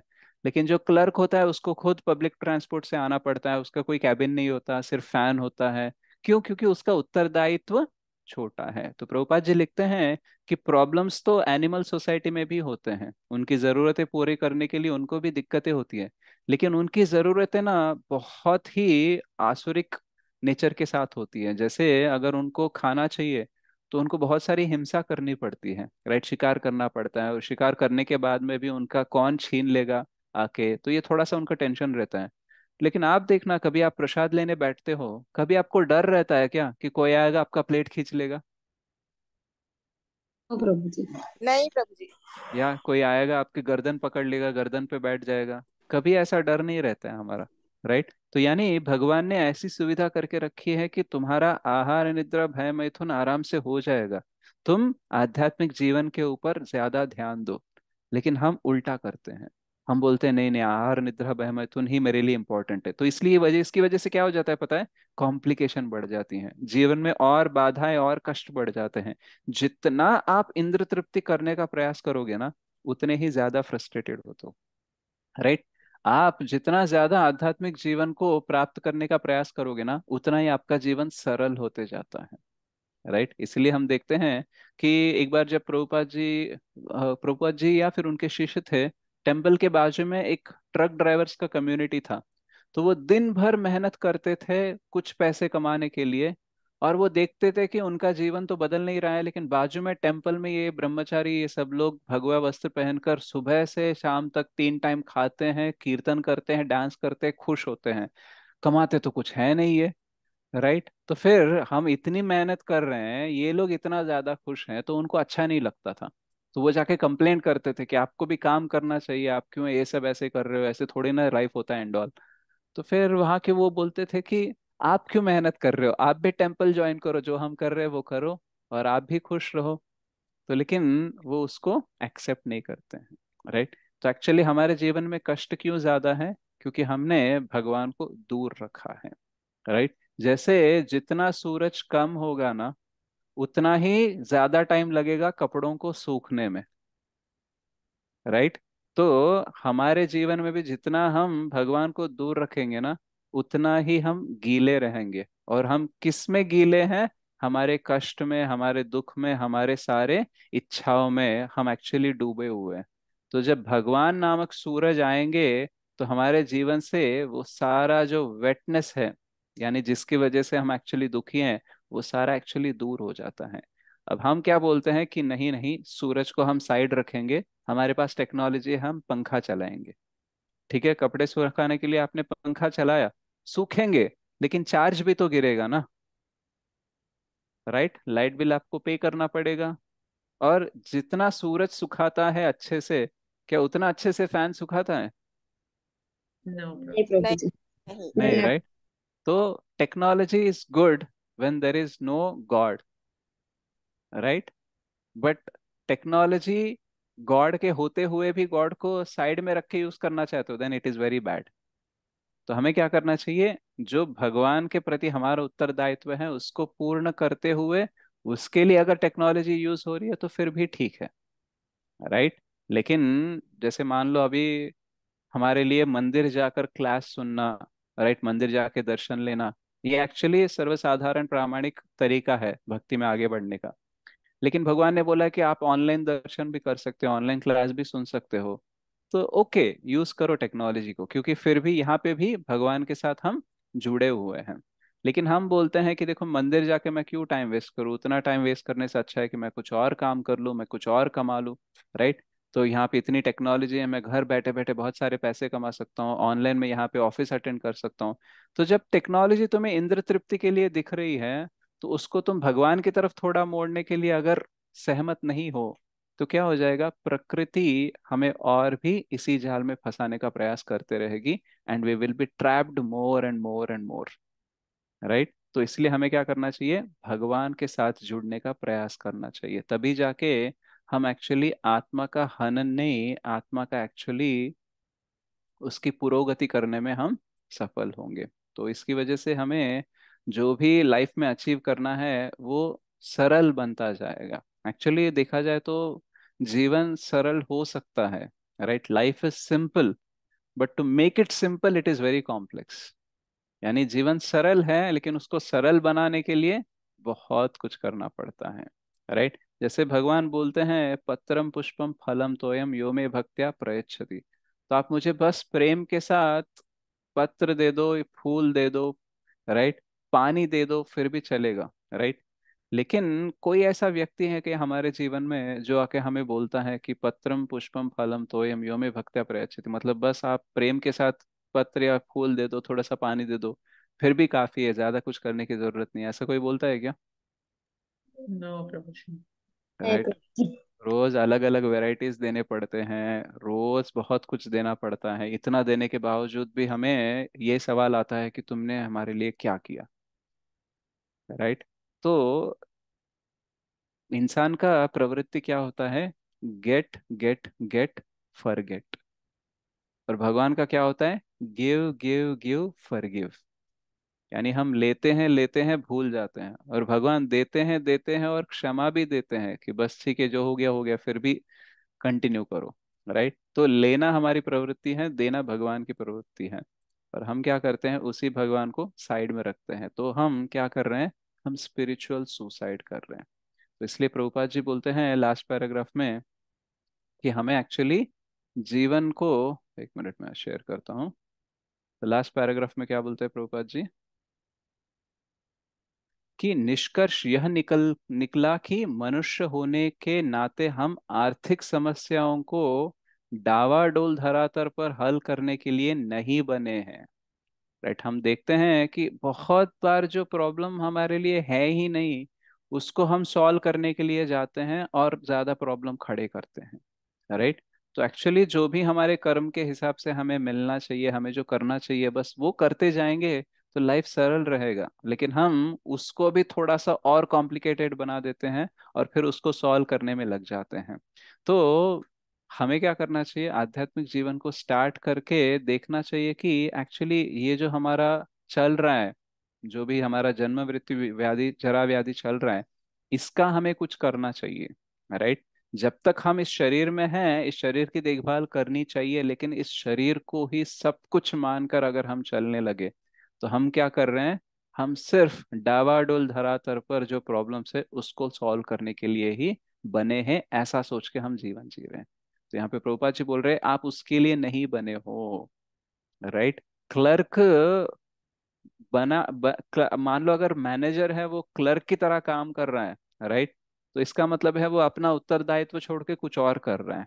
तो आहार निद्रा भय मैथुन के लिए जानवर काफी है, आपको उसमें स्पेशलाइज करने की जरूरत नहीं है। आपको एक्चुअली नाव का शरीर दिया गया है, अच्छा गुरु दिया गया है, अच्छे शास्त्र दिए गए हैं। इसका उपयोग करके आपको क्या करना चाहिए? जो प्रकृति नियमों द्वारा जिस भौतिक जीवन में हम लापटके गए हैं, उसकी सारी समस्याओं को हल करने के लिए है। यानी जिस वजह से हम इस शरीर में आए हैं, राइट, उसका हमें हल करने का सोचना चाहिए। जैसे कि काम, क्रोध, लोभ, मोह, मद, मात्सर्य जो हमारे अनर्थ हैं, इसकी वजह से ही हम इसी कर्म बंधन में अभी तक जुड़े हैं।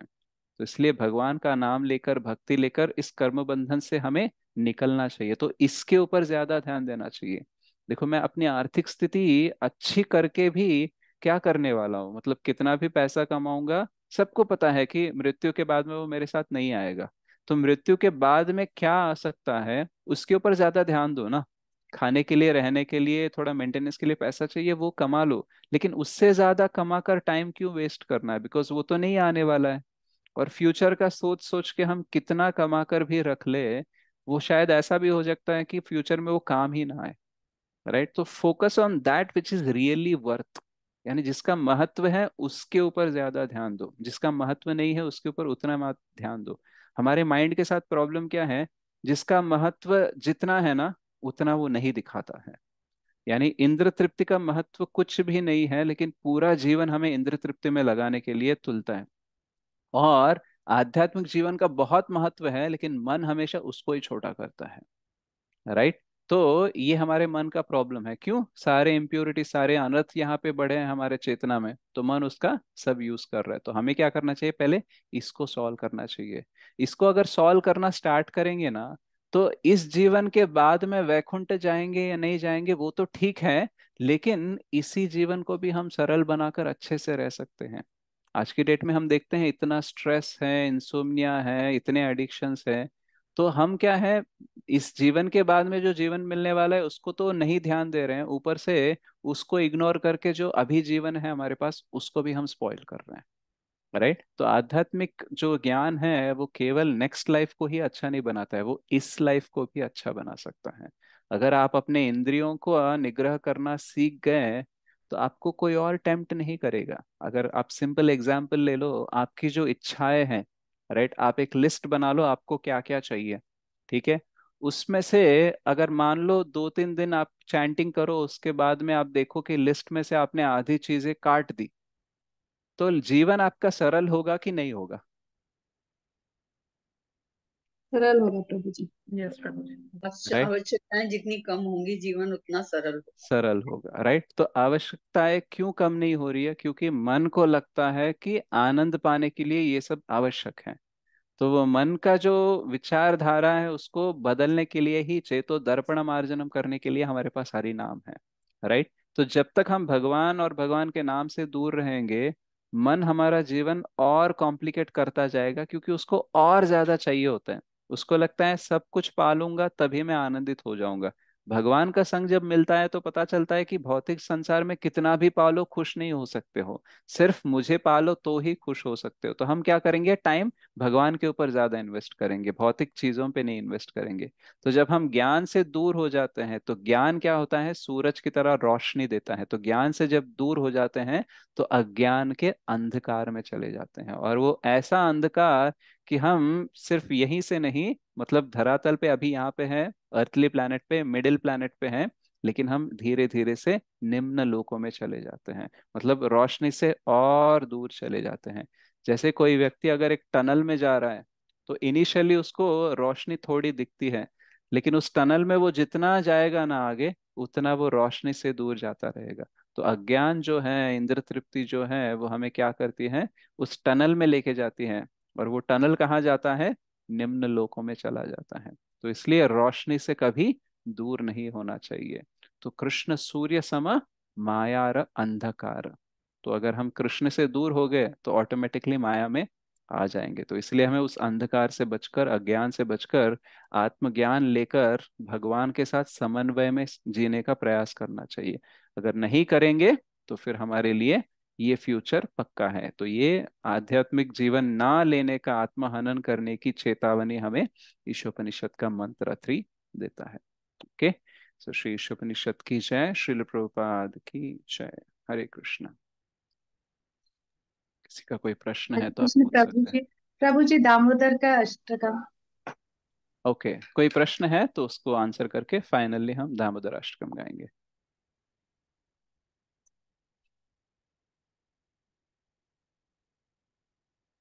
ये कुछ ज्यादा ही कॉम्प्लेक्स था क्लास, या फिर इजीली समझ में आया? प्रभु जी क्लास जी आज प्रभु जी। बहुत समझ इंटरेस्टिंग, में आया प्रभु जी। अच्छे ढंग से आपने जी समझाया, बहुत आनंद भी आया। Thank you. हरे कृष्णा। हरे कृष्णा हरे प्रभु कृष्ण। जी। यस माता जी। हरे कृष्णा प्रभु जी, मैं थोड़ा जर्नी कर रही हूँ, कल से दामोदर मंथ स्टार्ट है। तो हाँ, अगर बाई चांस हम दीपम नहीं कर पाते तो सिर्फ अष्टकम सुन ले तो चलेगा? चलेगा जैसे चलेगा। ट्रेन में हूँ, जर्नी में हूँ, तो जैसे चलेगा? चलेगा माता जी।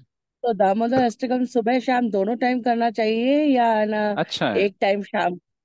दोनों टाइम करना अच्छा है। और अगर फिजिकली आप ऑफर नहीं कर सकते हो तो मानसिक तरीके से आप ऑफर करो, यानी अपने मन में ऑफर अच्छा, कीजिए भगवान। हाँ, ठीक है प्रभु जी। हरे ठीक है, कृष्णा, लेकिन थैंक यू। घर घर पे दंडवत हो प्रणाम। तो मंदिर जाने का प्रयास कीजिए, घर में ऑफर करने का प्रयास कीजिए, घर में होकर नहीं, भी मन में मत करो। घर पर मम्मी के घर पर जा रही हूँ, वहां तो करूंगी, पर बाई चांस थोड़ा सा ट्रेवल में हूँ तो नहीं हो पाएगा। चलेगा, नो प्रॉब्लम। कृष्ण हरे प्रभु कृष्णा जी, प्रभु तो जी। थोड़ा हरे कृष्ण। दामोदर अष्टकम के बारे में भी सबको थोड़ा बता दीजिए, कल से कैसा है अपना, वो थोड़ा एक्सप्लेन कर दीजिए प्रभु जी। मुझे भी ज्यादा पता नहीं, एक काम करते हैं, अगले हफ्ते जब हम इस क्लास में आएंगे तो थोड़ा सा दामोदर मास के बारे में, उसके बारे में चर्चा करेंगे, थोड़ा सा प्रिपेयर होके आता हूँ मैं। ठीक है, बाकी प्रभु जी आप। तो हिंदी में वही क्लास में लेने वाले हैं प्रभु जी, कौन? रघुनाथ दास प्रभु जी। कब लेने वाले हैं? कल? कल सुबह जपा सेशन में। अच्छा ठीक है, तो कल सुबह जपा सेशन में आप सब लोग ज्वाइन हो जाइए। रघुनाथ दास प्रभु हिंदी में ही बताएंगे तो फिर that is well and good, और वो और अच्छे से बताएंगे एक्चुअली। ठीक है, तो आप ज्वाइन कीजिए। अगर वहां पे भी कुछ मिस होता है तो हम अगले फ्राइडे इसके बारे में थोड़ी सी चर्चा करेंगे। ओके प्रभु जी, थैंक यू सो मच। या कल चंद्र ग्रहण है तो कैसे पूजा करें? मुझे भी नहीं पता चंद्र ग्रहण का एक्चुअली। आप अगर फॉलो करते हो तो वो फॉलो करो, अगर पूजा वगैरह नहीं कर सकते हो तो एटलीस्ट जप कर लो, भगवत गीता भागवतम ईशोपनिषद पढ़ो, दैट इज फाइन। प्रभु जी, इसके बारे में भी कल बताएंगे बोले, रघुनाथपुरी दास का जप सेशन में, ओके, ग्रहण के तो बारे फाइन, तो ग्रहण के बारे में भी बताने वाले हैं। वेरी नाइस, देखो आपकी इच्छा है और वहां पे कृष्ण आपको एक अच्छे से टीचर अरेंज करके रखे हैं। नाइस। में। यहाँ पे सूर्य प्रभु क्वेश्चन पूछ रहे हैं कि कभी कभी कुत्ता भी पागल हो जाता है क्योंकि उसको साइकोलॉजिकल इश्यूज होते हैं। जब उसके मास्टर जो होते हैं, उसके जो स्वामी होते हैं, जिसको देखभाल करने वाले होते हैं, वो जब उनकी मृत्यु हो जाती है तो उसको दुख होता है, इसकी वजह से वो पागल होता है। तो यस सी, जब हम बात करते हैं कि जानवरों में कोई एडिक्शन नहीं होता, स्ट्रेस नहीं होता, तो मतलब ये उतना नेचुरल नहीं है, उतना स्वाभाविक नहीं है जितना इंसान के प्रजाति में होता है। राइट, जैसे मान लो हम में से बहुत सारे लोग स्ट्रेस्ड होते हैं जिसका कोई कारण ही बड़ा नहीं होता है। अभी जैसे प्रभु जी बोल रहे हैं कि अगर उनका जो स्वामी है, मतलब जो उनकी देखभाल करता है, उनका जो मास्टर है, उसकी मृत्यु हो जाती है तो डेफिनेटली, क्योंकि एक कुत्ते को अफेक्शन होता है, उसका विश्वास होता है, उसके साथ प्रेम होता है उसके मास्टर के साथ, तो वो हो सकता है कि वो दुख से गुजरेगा। That is fine. मान लो अगर किसी व्यक्ति की मृत्यु होती है तो हम बहुत ही उसके क्लोज है, अटैच्ड है, और हम स्ट्रेस में आ रहे हैं तो वो स्वाभाविक है, ठीक है, चलेगा, क्योंकि हमारे इमोशंस हैं, हम भी, हमारे हृदय होता है, इसलिए हमको इमोशंस होते हैं, इसलिए वो स्वाभाविक है कि हम स्ट्रेस्ड हैं। लेकिन बहुत सारे ऐसे चीजें हैं जिसको स्ट्रेस होने की जरूरत ही नहीं है। जैसे बहुत सारे लोग, पता है, सुसाइड क्यों करते हैं? क्योंकि उनके गर्लफ्रेंड ने या बॉयफ्रेंड ने उनको रिजेक्ट किया। आपने प्रपोज किया आई लव यू, और उन्होंने बोला नहीं, मैं आपसे साथ नहीं रह सकती हूँ, और उस लड़के ने या फिर लड़की ने डिसाइड कर लिया कि मैं इसके बिना जी नहीं सकती। सो ये जानवरों में नहीं होता। Right. So the thing is कि जो इंसान हर तुच्छी चीज के लिए ज्यादा स्ट्रेस ले लेता है, ज्यादा गलत काम करने लगता है, एडिक्शंस में जाता है, वैसे जानवर नहीं करते हैं। तो एक्चुअल में हम में बुद्धि बहुत ज्यादा होती है जानवरों से। राइट, हम भगवान को समझ सकते हैं, शास्त्र को समझ सकते हैं, तो इतना फैसिलिटी देने के बाद में भी अगर हम तुच्छी चीजों के लिए जीवन को व्यर्थ कर रहे हैं तो मतलब कितनी शर्मनाक बात है।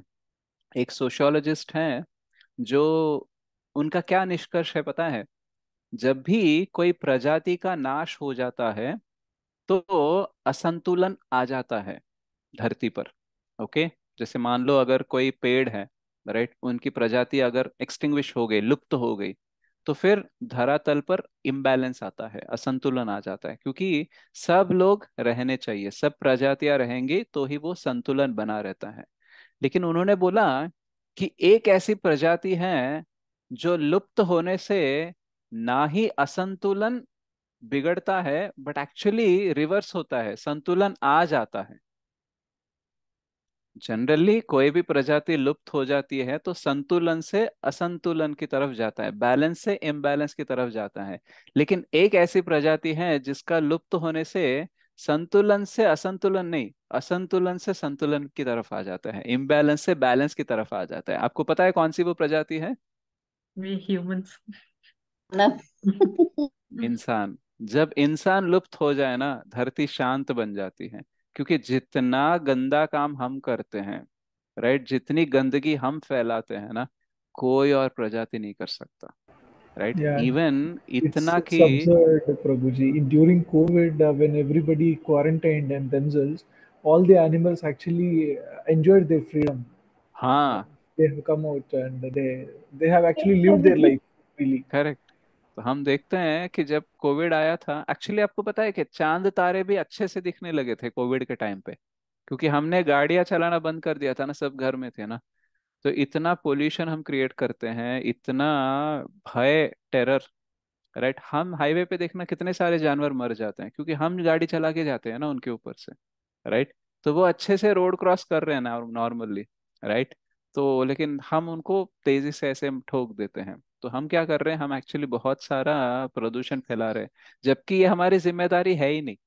मतलब इंसान की वजह से एक्चुअली सबके लिए अच्छा होना चाहिए, लेकिन आज ऐसी परिस्थिति है कि इंसान ही सबसे बड़ा डेंजर बन गया है पूरे प्रजातियों के लिए, राइट। तो बहुत ही शर्मनाक बात है। और ये क्यों हो रहा है? सिर्फ एक कारण, भगवान को हमने साइड कर दिया अपने जीवन से, राइट। उसी भगवान को फिर से लेकर आइए, तो हम फिर से सब प्रजातियों को बैलेंस बनाने के लिए योगदान कर पाएंगे। जब कृष्ण के पास धरती माँ गई थी अपनी याचना लेकर कि बहुत भार बढ़ गया है, आपको पता है ना कृष्ण का जन्म क्यों होता है? क्योंकि धरती माँ ब्रह्मा जी के पास जाती है और ब्रह्मा जी बोलते हैं कि सब लोग मिलके भगवान विष्णु के पास जाएंगे, वही हमको कोई हल बताएंगे। तो उस टाइम पे धरती माँ बोलती है कि भार बहुत बढ़ गया है। तो एक्चुअली धरती माँ ऑलरेडी नदियाँ, पर्वत, ऐसे बहुत सारी चीजों का भार उठा रही है, तो उसको भार बढ़ गया ऐसा क्यों लगा? तो क्यों लगा? क्योंकि जो अधर्मी लोग हैं ना, उनमें वृद्धि हो रही है।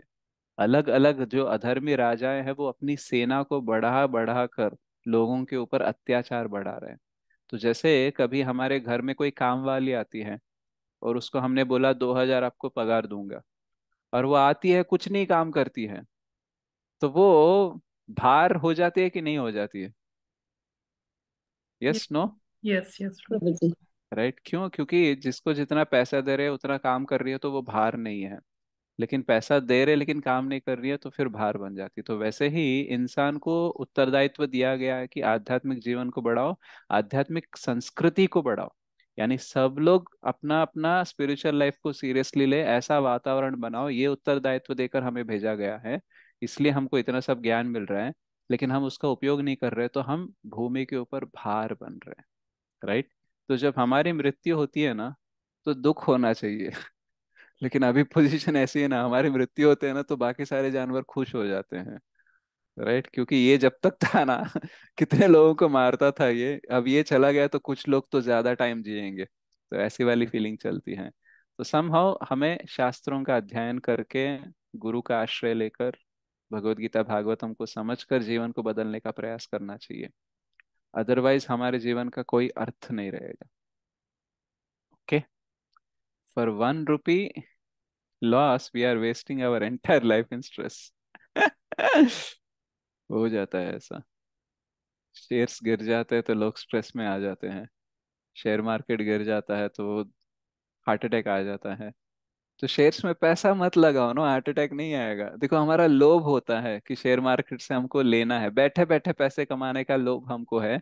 इसलिए जब वो मार्केट गिर जाता है तो हमें धक्का लगता है। तो धक्का लेने का कारण क्या है कि हम लोगों को पैसे दे रहे हैं कि आओ मुझे धक्का मारो। राइट। तो हमारा लोभ ही कारण है। जब मेरा बिजनेस सक्सेसफुल नहीं था, तो फिर मेरे पेरेंट्स या कुछ दोस्त बोल रहे थे कि तुम्हारा जो दोस्त था ना जो तुम्हें बिजनेस में लेके गया, सब उसी की गलती है, उसकी वजह से तुमको इतना लॉस आया। मैं बोला गलती उसकी नहीं थी, गलती मेरा लोभ था कि मेरे को कम टाइम में ज्यादा पैसा कमाने की इच्छा थी। उसने पता नहीं कितने लोगों को बुलाया होगा बिजनेस करने के लिए, लेकिन मैं ही क्यों अट्रैक्ट हुआ, आकर्षित हुआ, क्योंकि मेरे अंदर लोभ है। तो हमारे कष्टों का कारण हमारा लोभ, हमारा काम, हमारा क्रोध है। तो नर्क जाने के द्वार हम खुद बनाते हैं, हाईवे बनाकर जाते हैं हम। नर्क को जाने का रास्ता थोड़ा सा एकदम कष्ट भी है ना, हम उसको क्लियर करके हाईवे डाल के हम नर्क नर्क को जाते हैं। राइट। तो हमें बंद करना चाहिए नर्क के द्वार। ठीक है। तो अगर किसी का कोई सवाल नहीं है तो फिर विल सिंग दामोदर अष्टकम। सत्यव्रत मुनि ने एक्चुअली इसको फॉर्म किया है और श्रील व्यासदेव ने हमें दिया है। दामोदर अष्टकम सो जो दामोदर लीला होती है तो उसके आधार पर है।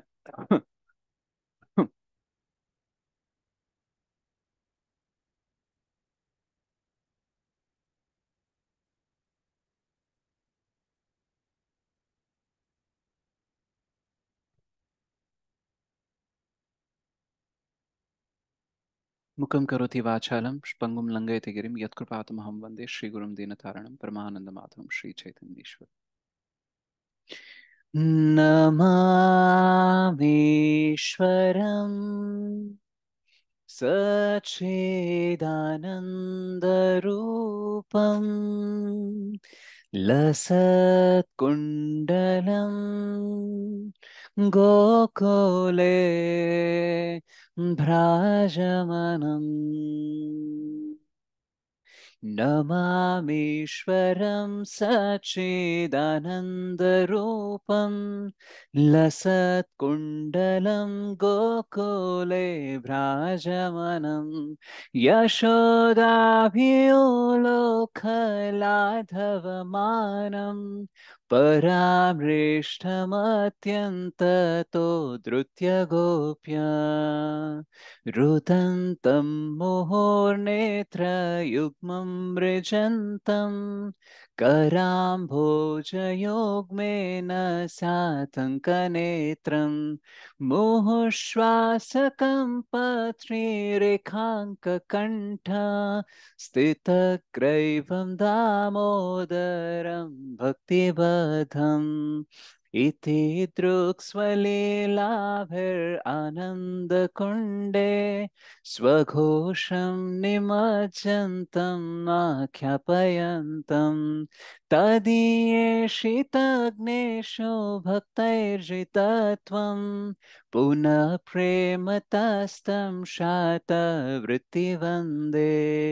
वरं देवमोक्षं न मोक्षावधिं वा न चैन्यं वृणेऽहं वर्षादपीह इदं ते वपुर्नाथ गोपालबालं सदा मे मनस्या विरास्ता किं मन्ये इदं ते मुखाम्भोजम् अत्यन्तनीलैर्वृतं कुन्तलैः स्निग्धरक्तैश्च गोप्या मुहुश्चुम्बितं बिम्बरक्ताधरं